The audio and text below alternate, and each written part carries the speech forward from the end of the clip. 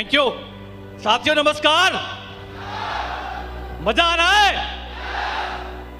साथियों थोड़ा सा परिचय पहले अपना मैं दे दूं, लेकिन उस परिचय से पहले मैं गॉड को थैंक यू बोलना चाहूंगा कि आज का दिन उन्होंने डिसाइड किया मेरे लिए, तो मैं दिल से उनको धन्यवाद देता हूं। और साथ ही साथ हमारे 5 डायरेक्टर के लिए चाहूंगा जोरदार तालियां, जोरदार जबरदस्त तालियां। थैंक यू कि उन्होंने चीजें यहां पे लाई और हम लोग घर में खुशियां आई। फिर मैं फ्रंट रो में बैठे हुए सारे हमारे upline Vijaypal sir, Satyendra Prasad sir, Avinash sir, Ajay Pandit sir, Sanjeev sir, Rakesh sir, Rajesh sir, इन सारे लोगों को मैं धन्यवाद अदा करूंगा कि इनकी बदौलत, इनके गाइडलाइन में रह के आज ये दिन, ये नसीब आया है मेरे को। जोरदार ताली हमारे डायमंड लोगों के, जोरदार तालियां। Thank you. और दिल से मैं अपनी मम्मी पापा को भी धन्यवाद करूंगा। उम्र ज्यादा थी, 83-84 साल के हैं वो लोग, जिस कारण से आज ये समा देख नहीं पाए, तो मैं उनको दिल से धन्यवाद देता हूं कि उनकी वजह से ही आज मैं यहां पे खड़ा हूं दोस्तों, उनकी वजह से।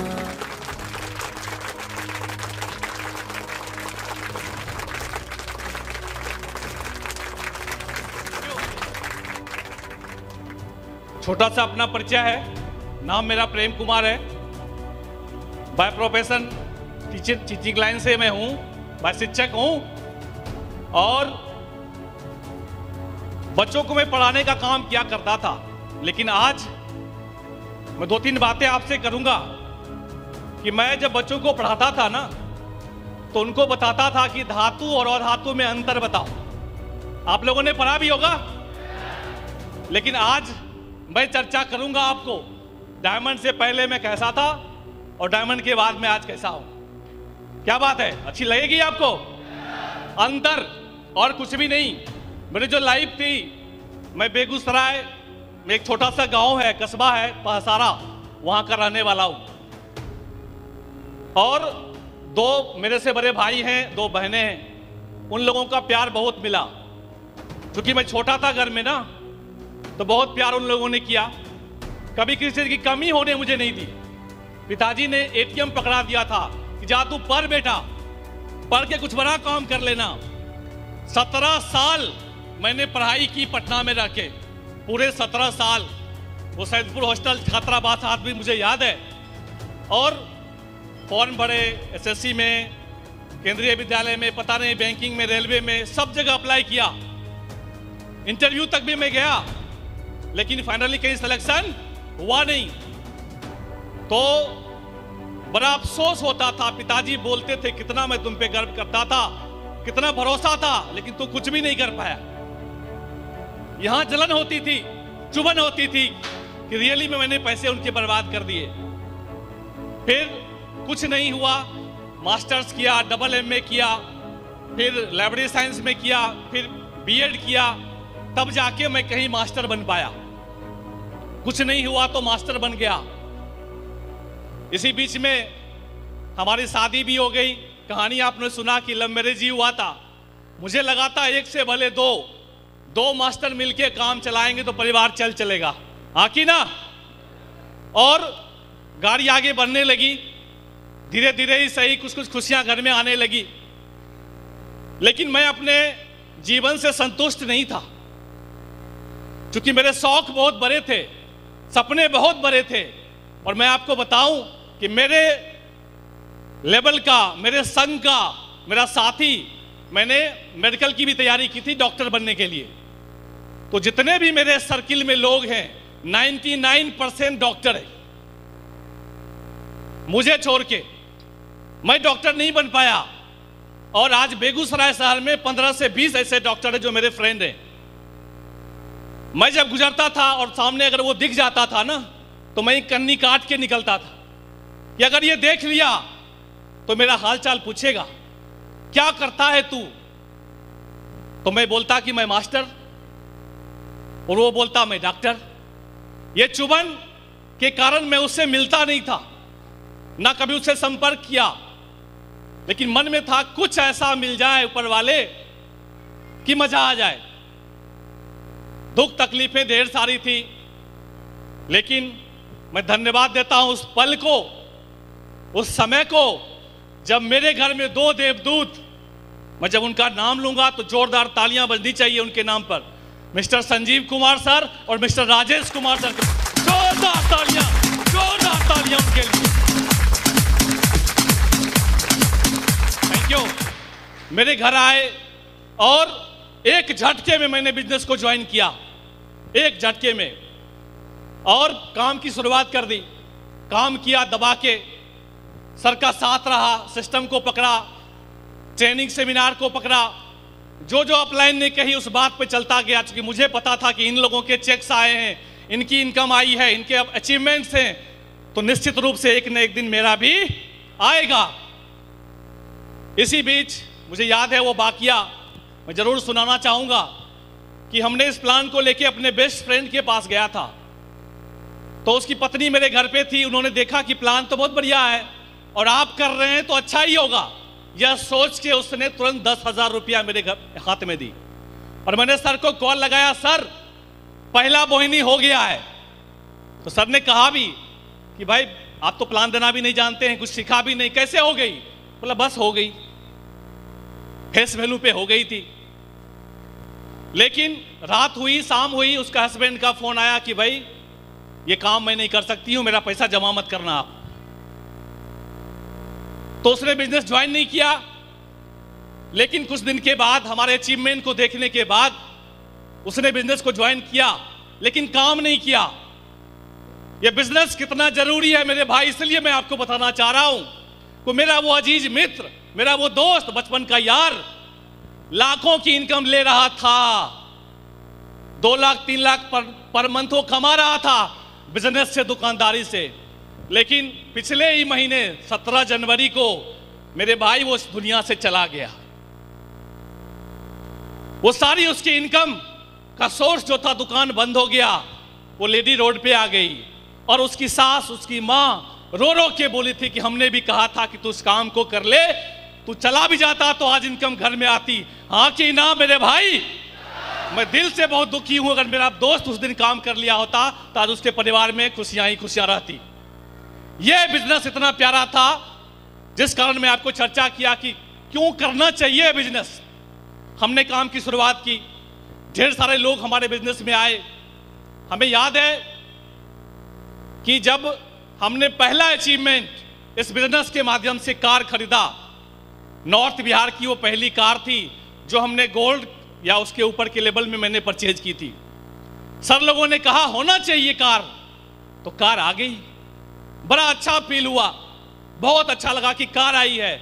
सेमिनार में, ट्रेनिंग में, फंक्शन में बड़ा दम लगा के मैं बोला करता था कि मेरे पास कार है। और कार तो आई, साथ ही साथ ढेर सारी खुशियां भी आई, छोटी छोटी खुशियां, जिसके लिए मेरी बेटी तरसती थी। मुझे याद है कि हमने कहा था कि मेरे सारे फ्रेंड सर्किल में कार था, घर था, और वो जब सब लोग मेरे घर आते थे ना तो कार से आते थे। तो मेरी बेटी बोलती थी, पापा जितने भी अंकल आते हैं सब कार से आते हैं, अपने पास कार क्यों नहीं है? सोच के देखिए उस पिता को क्या लगता होगा। हर घर में ऐसी था। मेरे घर को छोड़ के अगर गलती से मेरी बेटी किसी घर, मेरे मित्र के पास जाती थी और वहां ठंडी ठंडी हवा इसको लगती थी, तो बोलती थी, पापा अपने घर में एसी कब लगेगी? तो इस चीज को दूर करने के लिए हमने इस काम को बहुत शिद्दत के साथ किया कि नहीं, ये खुशियां मैं अपने परिवार को दूंगा, ताकि मेरी बेटी मुझे बोले कि यू आर माई ग्रेट पापा, यू आर माई ग्रेट पापा। Thank you. रियली में हमने वो हर चीजें उसको दी। मैं अगला अचीवमेंट की बात करूं तो मेरे घर में दिसंबर 2018, 12 दिसंबर 2018 को सपनों का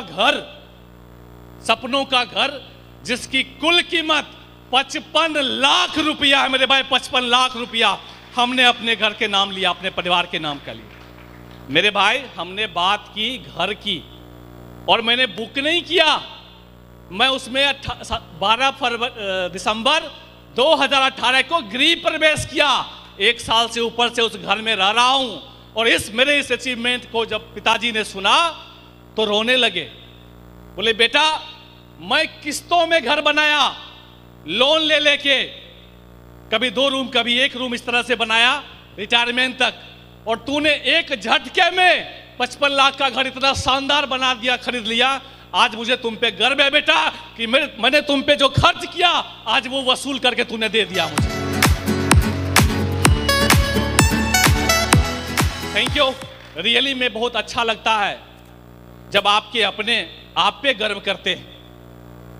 मैं धन्यवाद देना चाहूंगा अपने टीम को, जिनकी वजह से आज ये मुकाम मुझे मिला है। एक जोरदार और जबरदस्त ताली अपने हमारी प्यारी सी टीम के लिए। जबरदस्त ताली, जोरदार ताली, जबरदस्त।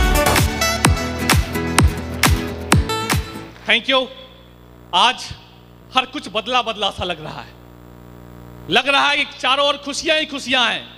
ये पल, इस क्षण को आने के लिए मैं बेकरार हुआ करता था कि अब डायमंडशिप होगी, अब डायमंडशिप होगी। पापा, मेरी बेटी पूछती थी, पापा कब डायमंड बनोगे आप? बोले एक दिन तो बनूंगा बेटा, थोड़ा सा पैसेंस रख। आज उसकी सोच बदल गई है, मेरी बेटी की सोच बदल गई है। मुझे वो वाकया याद है जब एक दिन वो बोल रही थी कि पापा अपनी 3 आईडी है। जब 8 लाख, 1 करोड़, 4 लाख मिला करते थे, मैं तब की बात कर रहा हूं। तो 3 आईडी पे 3 करोड़ कमाएंगे हम लोग साल में पापा, मजा आ जाएगा। सोच, उस एज में हमारी सोच रुपये पे थी। 1 रुपया, 2 रुपया, 100 रुपया बहुत हो गया। लेकिन आज सेप्सॉप ने वो सोच बदल दिया, आज हमारे और हमारे परिवार का। आज वही लोग जिन लोगों ने मुझे मना किया था तो किस चीज में फंस गया, अच्छा वाला ट्यूशन चल रहा था तेरा, कोचिंग चला रहा था, पैसे बढ़िया कमा रहा था, कहां फंस गया तू? मैं उनको भी थैंक यू बोलना चाहता हूं मेरे भाई। अगर उस दिन उन्होंने मना नहीं किया होता, मुझे जलाया नहीं होता, तो आज मैं यहां होता क्या? तो मैं थैंक यू उनको भी बोलूंगा। लेकिन वो सारे के सारे लोग हमारे अचीवमेंट को देख के आज वो लोग इस सिस्टम में ज्वाइन कर चुके हैं। आज मैं मेरी वाइफ से बहुत प्यार करता हूं, लेकिन मुझे बहुत कष्ट होता था जब वो स्कूल जाती थी बस में धक्के खा के, लेकिन मेरे पास पैसे नहीं थे। उन्होंने कहा था यहाँ पे कि मैं जब मंच से बोला करता था कि मैं यहाँ से इतना लाख कमाता हूँ, और एक दिन वो बस से आई स्कूल से तो बोली आप क्या पैसा कमाते हैं, हमको उससे कोई मतलब नहीं। मैं थोड़ा अच्छे में बोल रहा हूं, उन्होंने बहुत उल्टा बोला था, हलवा पैसा कमाते हैं हम तो बस में धक्के खा के जाते हैं। ये बातें यहां लगी। कार था, मन बदला हुआ था, सोच बढ़ा हुआ था। बोला कोई बात नहीं, 8,000 रुपये का ड्राइवर रख दिया। बोले सेप्सॉप है ना, पूरा होता रहेगा, कहीं कोई दिक्कत नहीं है। यानी 8,000 रुपया में ड्राइवर के साथ वो स्कूल जाती थी, वहां बैठता था और फिर वो साथ में आती थी। पूरे बेगूसराय शहर में जो लोग मुझे जानते थे ना, उस एरिया के सब सर हैरान परेशान हो गए कि 10-15 हजार रुपया कमाने वाला ये मास्टर कार कैसे मेंटेन कर रहा है। जरूर 2-3 नंबर साइड से कुछ पैसा इसको आता होगा, जरूर जमीन जायदाद बेच के घर खरीदा, कार खरीदा होगा। लोगों को शक हुआ, लेकिन जब उसने देखा कि लगातार मैं जब भी चलता था तो कार से ही चलता था, बोला नहीं, पैसा तो ये कमा रहा है। पेट्रोल से गाड़ी चलती है, पानी से नहीं चलती। लोगों का बिलीव बढ़ा, विश्वास बढ़ा, और आज धनाधन ज्वाइनिंग टीम में हो रही है। बड़ा ही मजा आ रहा है मेरे भाई। क्या लगता है ये काम करनी चाहिए? आप लोग करना चाहते हैं? लेकिन मेरे भाई 4 साल रगड़ना पड़ेगा अपने आप को। मैं उस पल को भी बोलना चाहूंगा जब अविनाश सर से हमारी मुलाकात हुई थी। एमरल्ड लेवल पे सर आए थे बेगूसराय हमारा फॉलोअप करने के लिए, कुछ लोगों से मिलाने सर आए थे। तो सर ने मुझे समझाया, प्रेम जी बस 2 से 3 साल गर्मी, बरसात, जाड़ा जो भी है सब झेल जाओ आप, बस 2 से 3 साल। उसके बाद मौसम आपके मुट्ठी में रहेगा। सच बोलूं अविनाश सर, तब समझ में नहीं आया था। बोला सर कमा रहे हैं इसलिए सर बोल रहे हैं, लेकिन रियली में जब यहां से खुशियां आने लगी, मजा आने लगा, तो लगा कि घर में एसी हो गया, कार में एसी हो गया, अच्छे अच्छे होटलों में सर लोगों की दया दुआ से रहने लगे, तो लगा रियली में मौसम हमारे मौसम किस में आ गया। तो चाहते हैं कि आपका मौसम आपके मुट्ठी में हो, तो चलना पड़ेगा, काम करना पड़ेगा, लोगों के ताने सुनने पड़ेंगे। सुनने को तैयार है क्या? अगर सुनने को तैयार है मेरे भाई, तो आपका ये प्रेम कुमार आप लोगों के साथ है, डायमंड बनाने के लिए आप लोगों के साथ खड़ा है।